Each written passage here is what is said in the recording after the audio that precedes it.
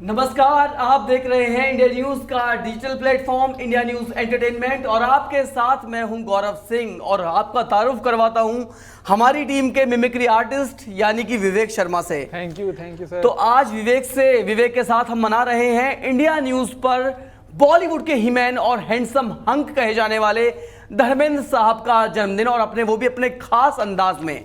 तो इस जन्मदिन को लेकर उनकी लाइफ से जुड़ी तमाम बातें होंगी, धर्मेंद्र की जिंदगी से जुड़े तमाम ऐसे पहलू हम आपसे चर्चा करेंगे जो शायद आप अभी तक नहीं जानते। और इसके अलावा धर्मेंद्र किस तरीके से पर्दे पर आकर मनोरंजन करते थे उसी अंदाज में विवेक आज आपको कुछ ऐसे किस्से सुनाएंगे। विवेक आपको धर्मेंद्र की आवाज में कुछ ऐसे डायलॉग्स बताएंगे जिन्हें सुनकर आप हंसते हंसते जरूर लोटपोट हो जाएंगे। तो शुरुआत करते हैं धर्मेंद्र जी के सफरनामे से। और सफरनामा हम आपको बता दें कि धर्मेंद्र जी का जन्म हुआ था 8 दिसंबर 1935 में पंजाब के एक छोटे से गांव में।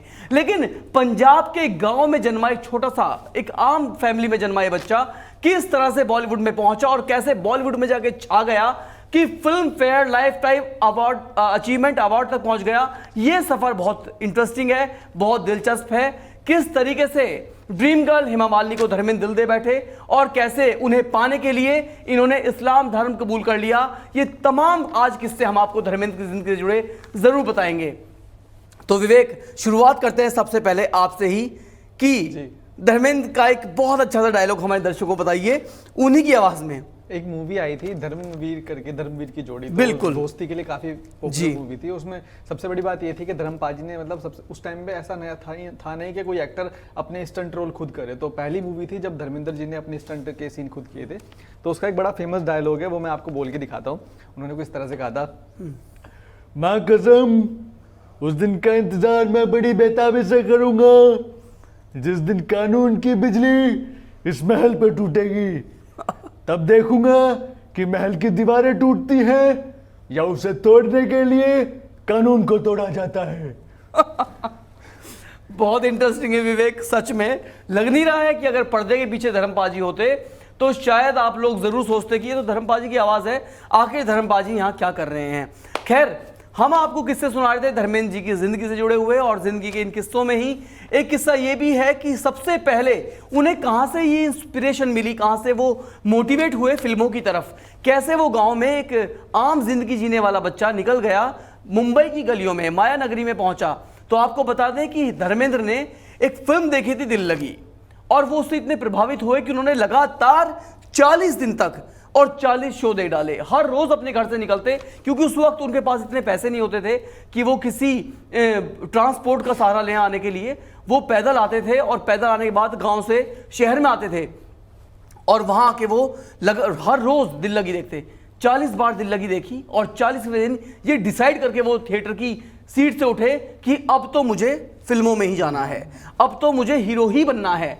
और हुआ भी, कहते भी हैं कि जब डेडिकेशन हो, जब डिटर्मिनेशन हो तो गोल तो अपना आप अचीव हो ही जाता है। धर्मेंद्र जी निकल पड़े गांव से शहर के लिए और माया नगरी में पहुंच गए। माया नगरी में पहुंचने के बाद उन्होंने फिर स्ट्रगल किया और उन्होंने कई जगह अपने ऑडिशन दिए। कई लोगों ने जब उन्हें देखा कि बिल्कुल डिलडोल बॉडी वाला है और ये बंदा कहता है कि मैं तो भाई हीरो बनने आया हूं, तो हीरो क्यों बनेगा भाई, तू पहलवान बन जा, या भाई तो अपने गांव वापस चला जा, खेती बाड़ी कर, यहाँ मुंबई में किस लिए हाथ पैर मारने आया है। तो इस तरह के ताने धर्मेंद्र जी ने बहुत सुने।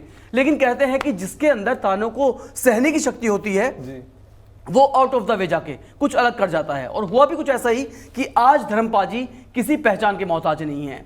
तो ये किस्सा हमने आपको उनकी स्ट्रगल से जुड़ा सुनाया है और इसमें एक नाम वो भी आ जाता है, वो दौर भी हम जरूर छेड़ेंगे कि जब मुंबई जाने के बाद भी उनके जेब में पैसे नहीं थे, एक थिएटर से दूसरे थिएटर, एक स्टूडियो से दूसरे स्टूडियो स्क्रीन टेस्ट देने जा रहे हैं, काम मांगने जा रहे हैं, जेब में पैसा नहीं है, मीलों पैदल चल रहे हैं, एक हर रोज मीलों पैदल चल रहे हैं। तो इतनी स्ट्रगल उन्होंने की और उस स्ट्रगल, उस संघर्ष का ये नतीजा है कि आज धर्मपाजी की बॉलीवुड में एक अलग पहचान है और उनका नाम सुपरस्टार्स में गिना जाता है। तो शुरू हो जाइए, थोड़ा एंटरटेनमेंट भी हो जाए। हाँ, तो अब हम एक लोफर मूवी का एक डायलॉग है, वो मैं आपको बोल के दिखाऊंगा। कुछ इस तरह से था वो कि ये गलत नहीं है, ये हकीकत है, ये दुनिया बहुत बड़ी है, अपना शिकार खुद मारना सीखो। आइंदा मेरे रास्ते में आने की कोशिश की तो मैं तुम्हें पीस कर रख दूंगा। बिल्कुल धर्मपाजी, आप तो कहते ही हैं कि आप पीस के रख देंगे और आपके जो बेटे हैं अब मुझे लग रहा है धर्मपाल जी वीडियो देख के मुझे ना पीस कर रख दे। नहीं, धर्मपाल जी के लिए वीडियो एक बहुत बड़ा कॉम्प्लीमेंट है, क्योंकि आज एक मिमिक्री आर्टिस्ट नहीं है सामने, आज एक बहुत बड़ा फैन है ये जी, जो हमेशा से, जो बचपन से धर्म जी को देख देख के बड़ा हुआ है, जिसने बहुत ही एक कह सकते हैं कि बहुत ध्यान से उन फिल्मों को देखा, वो बहुत ध्यान से उन डायलॉग्स को सुना, कई बार कोशिश की कि कहीं मैं भी एक कामयाबी मिले कि मैं धर्मपाल जी की आवाज निकाल सकूं। उसका नतीजा है आज आपके सामने कि विवेक इतनी अच्छी मिमिक्री करता है, धर्मपाल जी की अच्छी आवाज निकालता है। तो आप इसे मिमिक्री आर्टिस्ट के तौर पर ना देखें, मेरी आपसे सलाह है कि आप इसे एक सच्चे धर्मपाल जी के फैन के तौर पर देखें कि एक फैन की रगों में रच गए हैं, बस गए हैं धर्मपाल जी। क्यों विवेक? बिल्कुल। खैर, अब आगे बढ़ते हैं। सफरनामा चल रहा है धर्मपाल जी का, तो सफरनामा की अगली बात आती है कि दिल भी तेरा और हम भी तेरे। ये फिल्म रिलीज हुई थी 1960 में, पहली फिल्म थी धर्मपाल जी की, और इसके बाद तो उन्होंने कभी पीछे मुड़कर नहीं देखा। जिसने धर्मपाल जी की एक्टिंग को देखा उन्हें सराहा। कल तक काम मांगने धर्मपाल जी स्टूडियोज में जाते थे, अब बॉलीवुड के डायरेक्टर्स और प्रोड्यूसर्स की लाइन उनके दरवाजे पर लगने लगी थी।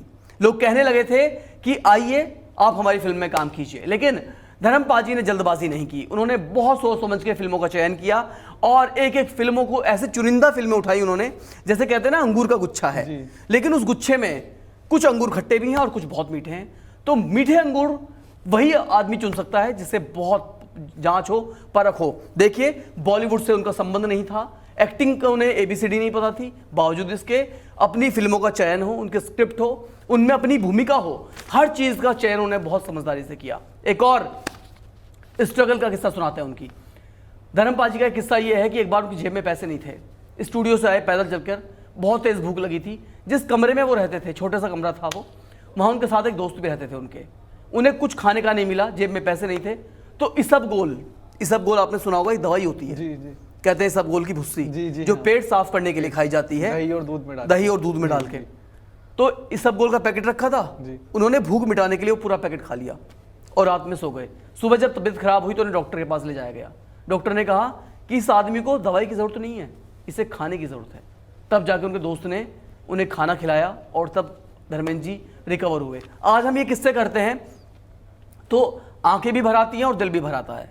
बहुत दुख होता है कि किस तरीके से आज जिन्हें हम अपना आदर्श मानते हैं, धर्मपाल जी को देख देख के हम लोग बड़े हुए हैं, उन्होंने अपनी जिंदगी में क्या दौर देखा है। लेकिन दोस्तों, ये किस्से एक मिसाल है हमारे लिए कि अगर संघर्ष करोगे तो संघर्ष के बाद कोशिश कभी नाकाम नहीं होती, कोशिश का फल हमें जरूर मिलता है। और धर्मपाल जी अपने आप में एक बहुत सेट एग्जाम्पल है उस चीज को लेकर कि जैसे उन्होंने कोशिश की और वो स्टार बने। तो विवेक, खट्टी मीठी यादें चल रही हैं, कुछ चीज़ें ऐसी हैं जो बहुत ही गुदगुदाने वाली है, तो कुछ चीज़ें ऐसी हैं जो दिल को भारी कर देती हैं।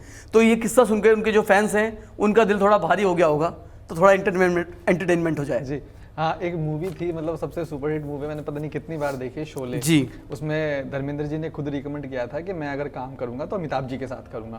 तो वो सिक्के वाला जो सीन है ना उसमें, उस टाइम वो अमिताभ बच्चन जो है जय के रूप में मतलब मर रहे होते हैं और वहाँ पे धर्मेंद्र पाजी खड़े होते हैं, तो वो हाथ में मतलब वो सिक्का लेके देखते हैं और कहते हैं कि जय, मेरी जान बचाने के लिए तुमने मुझे इतना बड़ा धोखा दिया है, मैं तुम्हारे खून की कसम खाता हूँ, एक एक को चुन चुन कर मारूंगा, जान से मार दूंगा।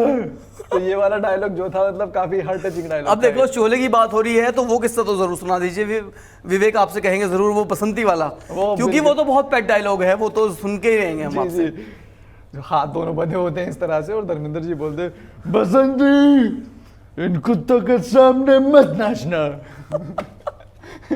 बिल्कुल, बसंती को फिर भी नाचना ही पड़ गया था, क्योंकि जो बाजी थी वो धर्मेंद्र की जान पे आई थी। तो ड्रीम गर्ल भला धर्मेंद्र को कैसे मना कर सकती थी। खैर, अब बात करते हैं, अब शोले की बात हो रही, तो शोले का एक किस्सा मैं भी आपको सुना दूं। असल में क्या था, जब रमेश सिप्पी फिल्म बनाने वाले थे शोले, तो उन्होंने धर्मेंद्र जी को पूरी पटकथा सुनाई। धर्मेंद्र जी ने कहा कि मैं ठाकुर का किरदार निभाऊंगा। धर्मेंद्र ने कह के उनसे एक रोल मांग लिया कि मैं ठाकुर का किरदार निभाऊंगा, लेकिन उन्होंने कहा कि मैं तो आपके लिए वीरू का किरदार रखा है। उन्होंने कहा नहीं। तो रमेश सिप्पी साहब ने उन्हें धमकी दी कि ठीक है, आप ठाकुर बन जाइए, मैं संजीव कुमार को वीरू का किरदार दे दूंगा और जो वीरू है वो बसंती के साथ रोमांस करेगा। तो भैया ये धमकी धर्मेंद्र पाजी कैसे बर्दाश्त कर सकते थे, क्योंकि वो तो लगातार जब फिल्म की शूटिंग चल रही थी तो कई बार कोई शॉट फाइनल होने वाला होता था, रोमांटिक शॉट था उनका बसंती के साथ, तो उसमें कुछ गलती कर देते थे और स्पॉट बॉय को अलग से पैसे दे देते थे कि भाई ये गलती है, शॉट कैंसिल कर दो और इसका रीटेक करवा लो। तो ऐसे तो बहुत सारे किस्से। और शोले में तो प्यार परवान चढ़ रहा था धर्मपाजी का ड्रीम गर्ल के साथ, और वो प्यार परवान जब चढ़ रहा होता है तो कहते हैं कि प्यार तो अंधा होता है ना, everything is fair in love and वार। तो वही वाली कहावत थी। रमेश सिप्पी साहब की धमकी काम कर गई और धर्मेंद्र जी वीरू का किरदार निभाने के लिए भी तैयार हो गए। तो ये किस्सा हमने आपको शोले फिल्म से जुड़ा दिखाया है। अभी एंटरटेनमेंट में बहुत कुछ बाकी है, बहुत किस्से बाकी हैं, लेकिन थोड़ा सा मनोरंजन कर लेते हैं। विवेक के पास चलते हैं। तो एक और डायलॉग बताऊंगा मैं आपको, चरस मूवी का एक डायलॉग है जी। तो उसमें वो बोलते हैं कि साहब, अगर कानून हमारी कुछ मदद नहीं कर सकता तो भगवान ने इन बाजों में इतनी ताकत दी है, मैं अपना हिसाब खुद चुकता कर लूंगा। ये एक डायलॉग था उनका। बिल्कुल हिसाब भी चुकता हो जाएगा। लेकिन धर्मपाजी, जब आपके बर्थडे की बात हो रही है तो आपके बर्थडे पे हम कुछ ऐसा हमेशा ही ऐसा प्लान करते हैं कि कुछ अलग हो, कुछ डिफरेंट हो। अब हिसाब तो नहीं चुकता कर पाएंगे क्योंकि आपका 86वां बर्थडे है आज, और 46वें बर्थडे पे तो जितना भी कुछ कवर किया जाए वो सब कम रह जाता है, क्योंकि स्पेशल हस्ती की बात हो रही है और बॉलीवुड में आप जैसा दूसरा कोई नहीं है, क्योंकि धर्मपाजी तो एक ही है और धर्मेंद्र जी की तो कोई कॉपी हो ही नहीं सकती। खैर, हमने कोशिश जरूर की है अपने दर्शकों तक उनके कुछ किस्से पहुंचाने की। अब जब बात होती है बुलंदियों की, तो बुलंदियों में हम आपको उनकी चीजें कुछ बताते हैं। दरअसल धर्मेंद्र पाजी को 4 बार फिल्म फेयर सर्वश्रेष्ठ अभिनेता के लिए नॉमिनेट किया गया, एक बार उन्हें को एक्टर के लिए नॉमिनेट किया गया, एक बार उन्हें बेस्ट कॉमेडियन के लिए नॉमिनेट किया गया। ये बात हो रही है फिल्म फेयर अवार्ड्स की। और सबसे बड़ी बात आती है कि film fair life time achievement award उनके नाम है। इसके अलावा जो एक 70s में सबसे हाईली पेड एक्टर हुआ करते थे अपने धर्मपाजी, और जब किससे सुनाई रहे तो ये भी सुनिए कि उन्होंने 1987 में 52 साल की उम्र में एज अ हीरो 11 फिल्में बनाई और उन 11 फिल्मों में से 7 फिल्में हिट रही। ये बहुत बड़ी 52 साल की उम्र में बहुत बड़ी एक अचीवमेंट कह सकते हैं। हर अवार्ड से ऊपर की अचीवमेंट है, उसके आगे सारे अवार्ड छोटे पड़ जाते हैं। और सबसे बड़ी बात यह है कि टाइम्स मैगजीन, जो कि दुनिया की सर्वश्रेष्ठ मैगजीन की श्रेणी में आती है, टाइम्स मैगजीन के सर्वे में दुनिया के 10 हैंडसम हंक्स की सूची में धर्मपाजी का नाम रह चुका है। अब सोचिए, जिस बंदे ने कभी जिंदगी में जिम नहीं किया, जिसने जिंदगी में कभी कुछ वैसे फिजिकल नहीं किया, सिर्फ वो गठीला बदन, वो पहलवान वाली बॉडी, और कहते हैं कि जब सबसे पहले ही फिल्मों में आए थे, स्क्रीन टेस्ट हुआ तो विवेक जिस फिल्म में उन्होंने एक शर्टलेस अपना फोटो दिया था वो मैगजीन ब्लैक में बिक गई थी। अच्छा। तो धर्मेंद्र जी के अंदर इतनी शक्ति थी। ये काम हमारे और तुम्हारे बस की बात नहीं है, ये तो हमारे धर्मपाजी ऐसा कर सकते हैं। तो धर्मेंद्र के तो इतने सारे किस्से हैं कि हम पूरी रात भी बात करें तो शायद खत्म हो जाएंगे। आपके कोटे में कुछ बचा है धर्म? हाँ, मेरे कोटे में भी एक डायलॉग बचा है। तो अपना कोटा जरूर बताइए। हाँ, एक मूवी है लोहा, उसमें उनके हाथ में गोली मार देते तो वो गोली पकड़ लेते हैं, तो उसका एक डायलॉग है, तुम्हारी ये गोली इस लोहे के बदन से पार नहीं जा सकती। तो मतलब उस टाइम पे जो इनका किरदार था एकदम सुपरमैन वाला था कि मतलब गोली पकड़ ली और हाथ से पार नहीं जा पाई। और वैसे भी ये हमारे हिंदी सिनेमा की बहुत बड़ी खूबसूरती रही है कि बेशक हमने कोई किरदार बढ़ा चढ़ा के दिखाया, लेकिन उसका प्रेजेंटेशन इतना अच्छा रहता था विवेक कि लोग उसे देखना चाहते थे। बजाय आज के दौर में हम कह सकते हैं कि ये तो बड़ी बकवास है कि गोली आई और गोली मुट्ठी में पकड़ ली। लेकिन उस वक्त की खूबसूरती देखिए कि अगर आप एक हीरो को एज अ लोहा रिप्रेजेंट कर रहे हैं, पूरी फिल्म का नाम ही लोहा रखा हुआ है, लोहे के बदन वाला हीरो है, एकदम ही मैन है, एक कह सकते हैं कि एक्शन मैन है आपके सामने, तो कुछ भी पॉसिबल है। और जब धर्मेंद्र जैसी शख्सियत उस किरदार को निभा रही हो तो नथिंग इज इम्पॉसिबल। तो ये तो धर्मेंद्र जी की जिंदगी से जुड़े कुछ अच्छे किस्से थे जो हमने आपको बताया, और इन किस्सों के साथ साथ हमने पूरा ध्यान रखा कि इन्फॉर्मेशन के साथ साथ आपके एंटरटेनमेंट का भी हमने पूरा ख्याल रखा है। विवेक, आपका बहुत बहुत धन्यवाद हमारे दर्शकों को इस तरह के उनकी आवाज़ सुनाने के लिए, उनकी बेस्ट डायलॉग्स बताने के लिए। और उम्मीद करता हूँ आपको ये वीडियो बहुत अच्छा लगा होगा, आपने इसे एंजॉय भी किया होगा। तो अगर आप धर्मपाजी को उनके जन्मदिन पर विश करना चाहते हैं और एक सच्चे फैन हैं धर्मपाजी के, तो हमारे कमेंट सेक्शन में आकर अपनी राय जरूर रखिए और धर्मेंद्र जी को विश जरूर कीजिए। ये विशेष हम धर्मेंद्र जी को जरूर पहुंचाएंगे और उन्हें पता चले कि कितने ज़्यादा फैंस हैं दूर दूर। जरूर लिखिए कि आप किस जगह से बिलोंग करते हैं, आपका नाम क्या है और आप किस अंदाज में धर्मपाजी को विश करना चाहते हैं। हमें आपके कमेंट्स का बेसब्री से इंतजार रहेगा। और अगर आपको ये वीडियो अच्छा लगा तो इसे लाइक करें, शेयर करें और हमेशा सब्सक्राइब करें हमारा channel India news entertainment. Thank you.